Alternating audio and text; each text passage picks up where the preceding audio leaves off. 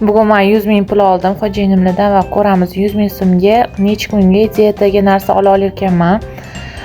Demak, birinchi bo'lib men bodring olishim kerak edi. Bodringlarning narxini ko'rib, 40 ming bo'lib ketibdi. 4 ta bodring oldim. 4 ta bodringim 15 ming bo'ldi. Yaxlit summa bo'la qolsin, 20 ming bo'la qolsin deb 20 mingiga qolgan 5 mingiga ko'kat qo'shtirib oldim. Shu ko'kat berishdi. Bodring bilan ko'kat, ya'ni kletchatka olib bo'ldim. Keyin bozorchi tomonga qarab yo'l oldim. U yoqdan menga sir kerak edi. Sir oldim. Xorazm siridan oldim.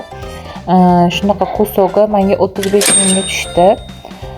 Keyin uni to'lab, keyin 10 ming so'mga 9 minglik qilib menga tuxum berdi olibdi.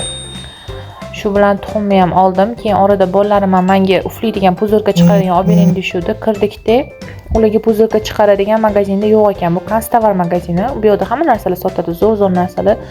Bu yerdan kirib unaqa narsa olmasdan Zaydga o'yinchoq oldi. Istoriyada qo'ydim nima o'yinchoq olganimizni. Keyin Молочный домикka bordim. Молочный домикdan tvorog oldim. Tvorogimiz ham mana shunaqa har xil tvoroglar bor ekan. Narxlarini yozib qo'ygan. Ustiga o'sha yerdan 15 minglik tvorog oldim va uyga keldim. Mana bozorligimni ko'rsanglar bo'ladi. Shu narsalarni oldim.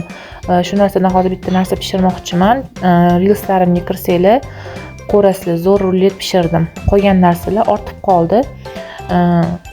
Keyingi reelslarimda yana qo'yib boraman. Bu bozorlik menga где-то 4-5 kunlarga yetadi. Bemalol o'ynab kulib.